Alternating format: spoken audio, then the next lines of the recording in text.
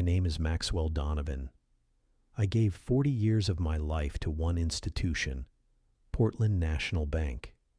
40 years of sacrifice, discipline, and loyalty. I believed I was building a legacy, something that would outlast me and keep my family safe long after I was gone. But on the very night of my retirement, when my colleagues raised their glasses and honored my career, the people I loved most, my wife and my children, handed me an envelope. Inside, instead of love, was betrayal. Divorce papers, demands for my pension, a plan to erase me from the very life I had built for them. They thought I was powerless. They thought I was predictable.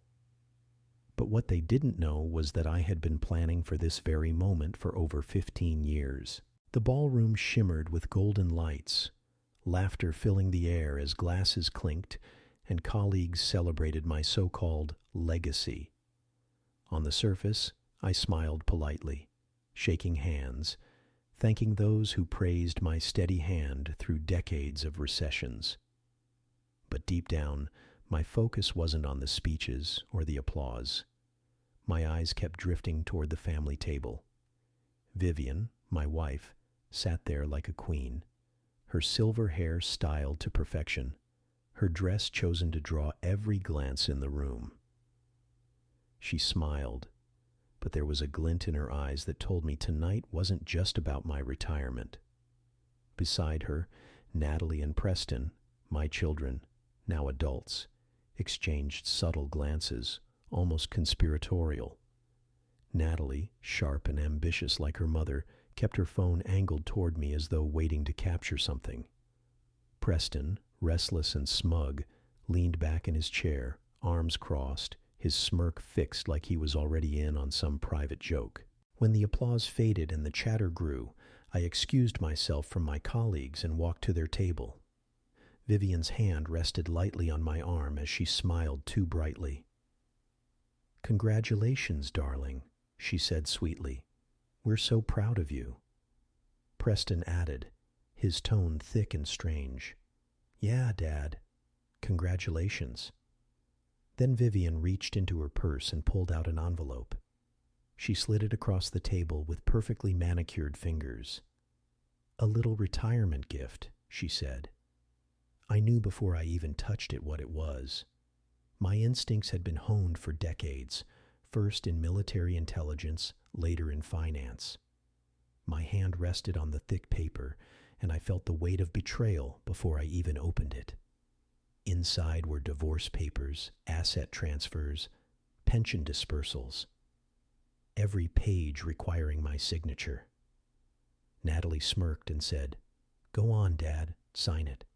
Think of it as closure." Her phone recorded discreetly, her eyes glimmering with satisfaction. Preston leaned forward, his voice flat. "Your pension is ours. You get nothing. 40 years of sacrifice, 40 years of putting them first, and this was their thanks." I pulled out my Mont Blanc pen, the one Vivian had given me on our 25th anniversary, and without a word, I signed each page slowly, carefully. To them it looked like defeat. To me, it was the final step of a plan I had been perfecting for years. When I finished, I placed the pen neatly back in my pocket, looked each of them in the eye, and said one word: "Understood." Then I stood, adjusted my suit, and walked away. They thought they had destroyed me. They had no idea they had just triggered the beginning of their own collapse. 15 years earlier, long before that retirement party, I sat in my home office late at night, the glow of my computer lighting the dark room. Vivian was supposed to be at a charity dinner. I was reviewing quarterly reports for the bank when a notification appeared, an automatic backup from our shared family phone account. I almost ignored it. Almost. But something pushed me to click. And that's when I found them.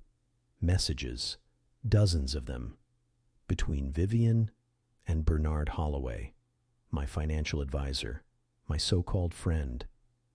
At first, the texts were flirtatious, playful, but then as I scrolled further, the tone shifted. Their words cut deeper than any blade. Bernard. Once his retirement papers are signed, we'll have everything lined up. He won't even know what hit him. Vivian. Max is predictable. He'll sign anything if I play it right. Some tears, a little guilt, and he'll roll over. Then we'll have the pension, the offshore accounts, all of it. I sat frozen, reading their betrayal unfold line by line. My first instinct was rage, to confront Vivian, to end Bernard's smug little game right then and there. But years of discipline kept me still. Because before I was a banker, I was something else. Most of my colleagues never knew about my past. They saw me as a mild-mannered financial expert, the man who steered investments with a steady hand. What they didn't know was that in my youth, I served in military intelligence. I was trained to observe, to wait, to anticipate moves years ahead. In the field, rash decisions cost lives. Patience and strategy won wars. That night, in the silence of my office, I made a decision. I would not confront her. Not yet. Instead, I would do what I was trained to do. I would watch. I would collect. I would prepare. Over the next weeks, I quietly began documenting everything. Every message between Vivian and Bernard. Every financial transaction they tried to hide. Every hint of their growing scheme. I copied files to encrypted drives that Vivian would never find. I archived Bernard's emails. I saved photographs, receipts, financial statements. Bit by bit, I built a library of betrayals so detailed it could bury them both. And while they played their little game, I started my own. I created shell companies under anonymous trusts. I funneled portions of my income into offshore accounts they could never touch. I purchased 7 properties in secret, each under different corporate names. I layered everything with enough legal and financial complexity that even the sharpest auditor would lose the trail. By day, I was still Maxwell Donovan, the loyal husband, the dependable banker. I smiled at Vivian across the dinner table. I shook Bernard's hand at business lunches while he slapped my back and called me old friend. But inside, I was no longer the man they thought I was. I was the strategist again, the soldier, the hunter. And they, Vivian, Bernard, even my own children as they grew more arrogant, were the prey. For 15 years I waited, letting them think I was blind, letting them grow bold, letting them underestimate me. They believed I was predictable. They believed I was soft. They had no idea they were the ones already trapped in my game. 3 days after my retirement party, I disappeared. No note, no explanation.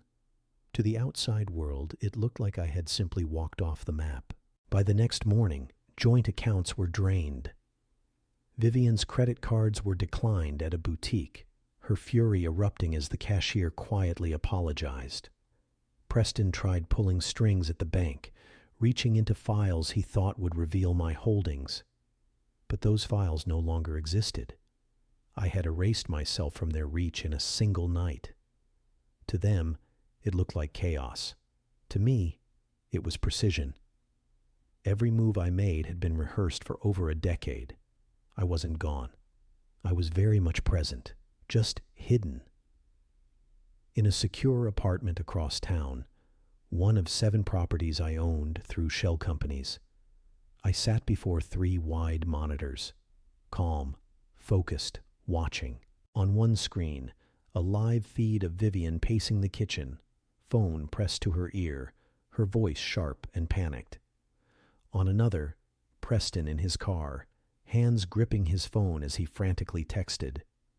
On the third, Natalie standing in her office, headset on, her jaw tight as she barked instructions to colleagues who had no idea her own world was unraveling. Vivian was the first to crack. She logged into our joint accounts again and again, her fingers trembling as every attempt returned with the same error message. She called Bernard, her voice venomous. "You said everything was secure." Bernard stammered, "It was, unless he planned this." Preston, less composed, called old friends at the bank, desperate to find a backdoor into my records. He didn't realize there was nothing left to find. Every file connected to me had been wiped clean. He slammed the steering wheel, cursing, as I sat miles away, watching quietly. Natalie, ever the lawyer, tried legal channels. She called in favors, pushed requests, demanded records. But every path she tried ended in the same dead end. Every digital trail was blocked by walls I had built years before, layered in encryption she couldn't hope to break. Their panic was expected. Their confusion was step one. It was time for step two. I opened a folder on my computer. One word labeled it: checkmate. Inside were hundreds of files, each one prepared with meticulous care. The first strike was aimed at Bernard. With a few keystrokes, I composed an anonymous packet to federal authorities. Inside, years of Bernard's fraud, falsified client accounts, misappropriated investments, offshore laundering. His signature on every document, his career, his freedom, his name, gone in one press of a button. The second strike targeted Preston. I gathered proof of his embezzlement schemes, years of siphoning company funds to cover gambling debts. I sent them directly to his employer with a simple, unsigned note. "Thought you'd want to see this before regulators do." The third strike went to the State Bar Association. Inside, evidence Natalie had buried exculpatory files in multiple trials, violating the very ethics she claimed to uphold. Every transcript, every email, every memo cross-referenced and undeniable. With calm precision, I pressed send on all three. There was no anger in me, no shouting. This wasn't vengeance in the heat of passion. This was strategy. And once the first domino fell, nothing could stop the collapse. As I leaned back, watching the monitors, I whispered one word to myself: checkmate. The first cracks appeared within 24 hours. By noon the next day, Bernard Holloway's office was swarmed by federal auditors. The Securities and Exchange Commission had launched an immediate investigation into fraudulent accounts. His secretary whispered to the press outside, "They found dozens of ghost clients, accounts that never existed." Photographers caught Bernard leaving his building pale, sweating, refusing to answer questions as reporters shouted his name. The man who once called himself my closest friend looked like a cornered rat. Preston's fall came that same evening. His employer suspended him pending investigation. They issued a public statement. Serious financial discrepancies tied directly to Mr. Preston Donovan's authorization codes. For the first time in his life, my son sat speechless. In his car, he stared blankly at the notice, while his phone lit up with messages from furious creditors. Men who once lent him money on his name alone were suddenly threatening violence now that his protection was gone. By dawn, it was Natalie's turn. She was called to an emergency bar committee hearing. She walked in confident, ready to argue, but within minutes her face drained of color. They placed in front of her emails she thought she deleted years ago, proof she had buried evidence in 3 separate trials. Judges, prosecutors, defense attorneys, all sat in silence as she tried to talk her way out, but the documents spoke louder than she ever could. The hearing ended with one sentence: "You are hereby suspended pending permanent disbarment." Vivian's own blow was quieter, but I watched it land from one of my screens. She sat in our kitchen, her perfectly manicured hand trembling as she opened a notice from the bank. The home she bragged about owning free and clear had a second mortgage she knew nothing about. Payments were 3 months past due. She whispered to herself, "No, this isn't real. He couldn't have." But she knew I could. By late afternoon, the three of them gathered in Vivian's living room. The air was heavy with fear and confusion. Natalie paced, her heels striking the floor like gunshots. "This is him. This is Dad. He's been planning this for years. Who else could do this so perfectly?" Preston shook his head, his voice cracking. "No, he's a banker. He's predictable. Maybe it's a coincidence." "Coincidence?" Natalie snapped, spinning toward him. 3 lives detonated in 24 hours? That's not coincidence, Preston. That's strategy. Vivian, pale, tried to convince herself otherwise. Maxwell doesn't have this kind of intelligence. He's always been predictable. Always. Natalie froze, staring at her mother in disbelief. "Really, Mother? The man who ran the investment division through 4 recessions? You think he didn't see this coming? He's been watching us all along. We never stood a chance." And then the doorbell rang. Preston reluctantly answered. A courier stood with a single white envelope. No return address, no explanation, just a signature required. Preston handed it to Vivian. Her hands shook as she opened it. Inside was a short note in Maxwell's neat handwriting. "Chess has always been about anticipating your opponent's moves. You've been playing checkers your entire lives. The game has just begun." A photograph slipped out, landing face up on the coffee table. Vivian's eyes went wide. It was her, 15 years earlier, in Bernard's arms on the night of her and Maxwell's 25th anniversary. Preston whistled low. Natalie clenched her jaw in disgust. Vivian said nothing. She simply stared at the picture, her face pale, her breath shallow. For the first time, she realized the truth. Maxwell hadn't just discovered their betrayal. He had been waiting for it, watching them, recording them, preparing for this exact moment. And it was only the beginning. Vivian Donovan sat stiffly in a leather chair, her hands clasped so tightly her knuckles turned white. Across the desk sat Raymond Donovan, Maxwell's older brother. His office wasn't like the polished boardrooms Vivian was used to. It overlooked the Portland shipyards, cranes, containers, and workers moving with steady precision. A world built on grit, not appearances. Raymond, 60 years old and broad-shouldered, leaned back in his chair with a calm authority that made Vivian feel smaller than she'd ever admit. His sharp eyes locked on her, unblinking. It was the look of a man trained to strip lies down to their bones.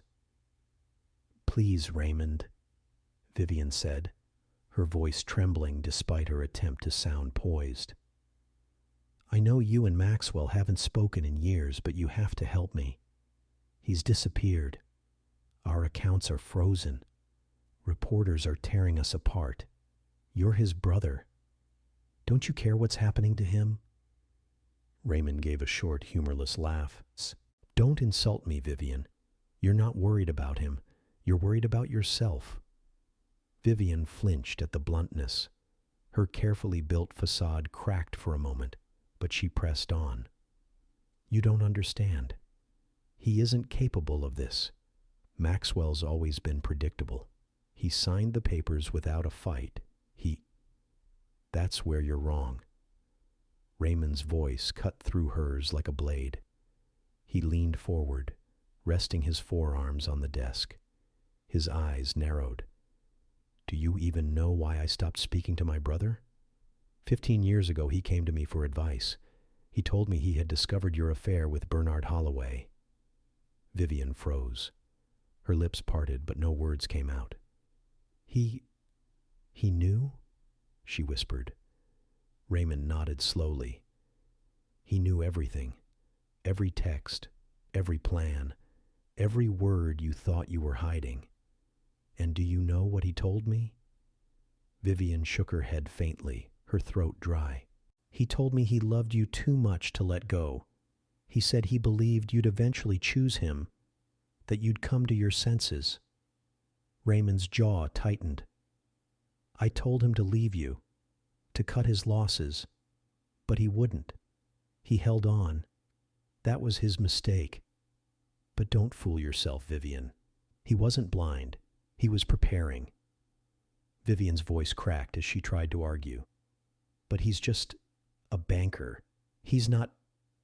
Raymond slammed his hand on the desk, startling her into silence. He's not just a banker. Maxwell was the strategist. In military intelligence, they used to say he could plan 5 years ahead while the rest of us were still figuring out 5 minutes. He doesn't make moves out of emotion. He calculates. He waits. And when the time comes, he doesn't miss. Vivian sat frozen in her chair, pale and trembling. For the first time, she realized the truth. She had never known the man she married. Raymond stood, signaling the conversation was over. His voice was calm, almost pitying. You thought Maxwell was predictable. But the truth is, you never knew who he was at all. And now you're about to learn the hard way. Vivian's breath caught in her throat as she left his office, the weight of his words pressing down on her chest. For the first time in her carefully curated life, she felt fear not of losing money or status, but of facing a man she had underestimated for decades. And somewhere in the city, Maxwell was already moving his next piece across the board. Bernard Holloway sat alone in his luxury condo, the city skyline glittering outside the wide glass windows. He poured himself another glass of whiskey with trembling hands. The stack of unopened letters from regulators sat on the kitchen counter like a silent jury. For a man who had always felt untouchable, Bernard suddenly felt very small. The sound of footsteps echoed across the living room. Bernard froze. His heart raced as he turned toward the window. Maxwell Donovan stood calmly in the shadows, hands folded neatly behind his back, as if he had been waiting there all along. His posture was relaxed, but his presence filled the room like a storm cloud. Bernard's face drained of color. How did you get in here?" he stammered. "The same way I've been getting into your accounts, your emails, and your offshore holdings in the Caymans," Maxwell replied, his tone even, almost bored. "You should have chosen a better password than Vivian's birthday." Bernard swallowed hard, gripping his glass so tightly his knuckles turned white. "What do you want, Maxwell?"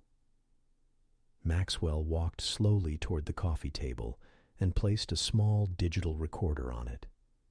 With a click, the room filled with Bernard's own voice, recordings of his conversations with Vivian, detailed discussions about siphoning Maxwell's pension and hiding money overseas.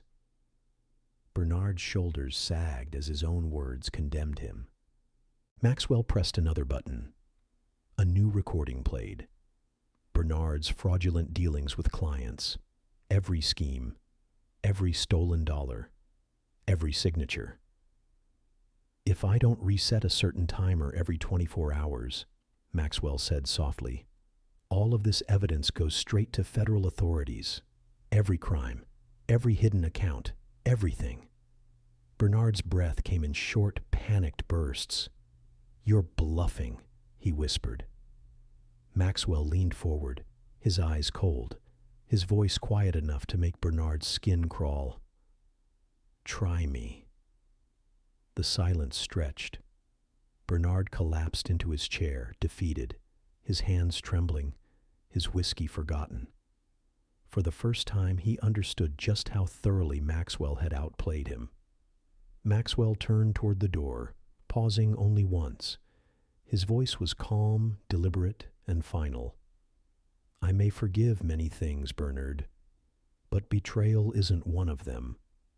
And with that, Maxwell walked out, leaving Bernard alone, surrounded not by wealth and power, but by the crushing weight of his own fear. The invitations arrived in crisp white envelopes, hand-delivered by a private courier, each one addressed formally, Vivian Donovan, Natalie Donovan, Preston Donovan. Inside, a neatly typed letter. You are requested to attend a private settlement discussion at the Grand Crest Hotel. A resolution can be reached. Avoiding further legal action is still possible. Desperate and cornered, the three Donovans agreed immediately. Vivian was the first to arrive. She was dressed impeccably, pearls at her throat, her face powdered to hide the weeks of stress that had hollowed her features. Natalie followed, her sharp suit pressed perfectly, though the circles under her eyes betrayed sleepless nights. Preston stumbled in last, unshaven, his once cocky demeanor replaced by nervous twitching. The Grand Crest Hotel's conference room was lined with rows of chairs. A long mahogany table sat at the center, but there were no attorneys waiting, no mediator. Instead, reporters filled the room, cameras flashing the moment the three Donovans stepped inside. Federal investigators leaned quietly against the walls, clipboards in hand, observing. The Donovans froze. What is this? Vivian demanded, spinning toward the nearest man in a dark suit. No one answered. Instead, the lights dimmed, and a projector flickered to life. On the massive screen appeared the first set of documents. Vivian Donovan. Fraudulent transfers, account manipulation. Scanned copies of her signatures filled the screen. Every unauthorized transaction, every offshore transfer. The evidence was irrefutable. Turn that off, Vivian snapped, but her voice was drowned out by the clicks of cameras and the gasps of reporters. The slide changed. Preston Donovan. Corporate embezzlement and misappropriation of funds. Charts and bank statements highlighted the exact amounts he had siphoned. Preston's face turned gray as he saw his own authorization codes in bright red across the screen. His hands shook as flashes from reporters' cameras blinded him. Then came the final name, Natalie Donovan, ethics violations, suppression of evidence, court transcripts, emails, sealed case files, all projected larger than life.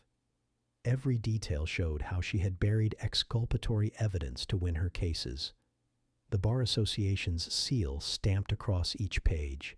Gasps rippled through the room as Natalie's career crumbled before dozens of cameras. Enough, Natalie shouted, her voice shrill.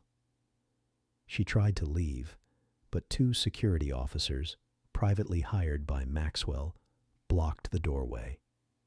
You can't hold us here, she cried, panic breaking through her sharp lawyer's facade. The projector went black for a moment. Then a familiar voice filled the room.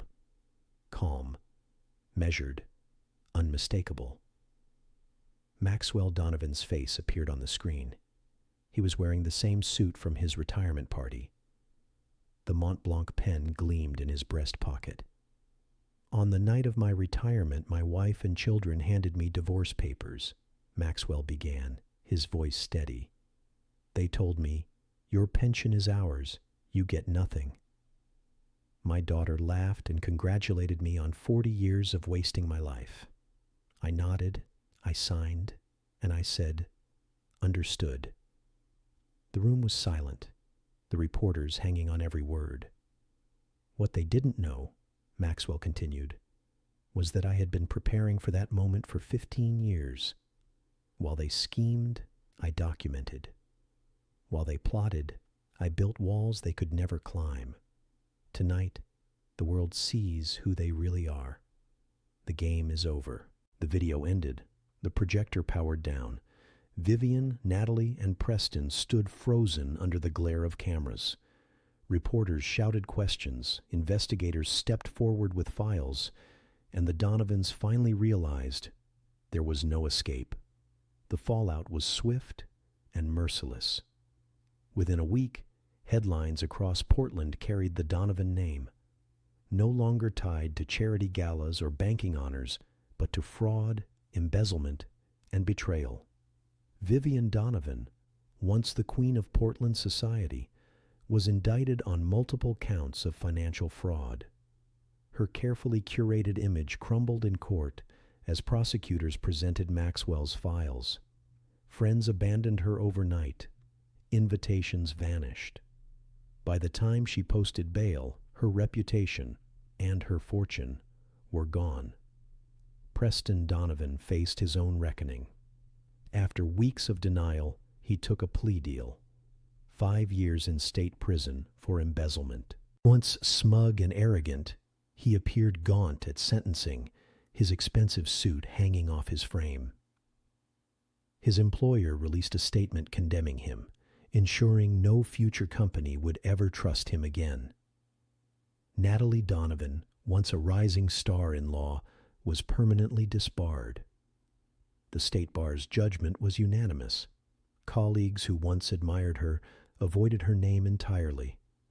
Within months, she was reduced to working as a hostess at an upscale restaurant, recognized only by whispers of her downfall. Bernard Holloway fared no better. Federal agents raided his office. Facing years in prison, he turned state's evidence, implicating Vivian in multiple schemes. Once trusted among Portland's elite, Bernard's name was now synonymous with betrayal. Maxwell Donovan? He never attended a single hearing, never showed his face in courtrooms packed with reporters. He didn't need to. His evidence had already done the work. 6 months later, Maxwell sat beneath the shade of a palm tree on a private beach in Bali. The turquoise water shimmered, waves rolling softly as he sipped from a chilled glass. A tablet rested on the table beside him, news headlines flashing with updates on his family's trials. He barely glanced at them. His phone buzzed, a secure line. Raymond Donovan, his brother. "They're facing sentencing next week," Raymond said. "Are you coming back for it?" Maxwell watched the waves for a long moment before answering. "No, I've given them enough of my life already." "Any regrets?" Raymond asked. Maxwell considered the question, then shook his head slowly. "Only that it took me so long to see them for who they truly were." That evening, Maxwell opened his laptop one final time. On the screen, a program quietly monitored every digital trace of Vivian, Natalie, and Preston. His finger hovered over the delete key. For 15 years he had built this system. For 15 years he had watched. He pressed delete. The screen went blank. And for the first time in decades, Maxwell felt free. On a warm Saturday months later, he stood on the porch of his secluded villa, watching the sun dip low over the horizon. The sound of distant laughter carried from the beach, children running along the shore. Maxwell smiled to himself. His legacy was no longer about money or titles. It was about peace. "Some betrayals try to take everything from you," he whispered, "but sometimes they leave you with exactly what you need." Fade to black.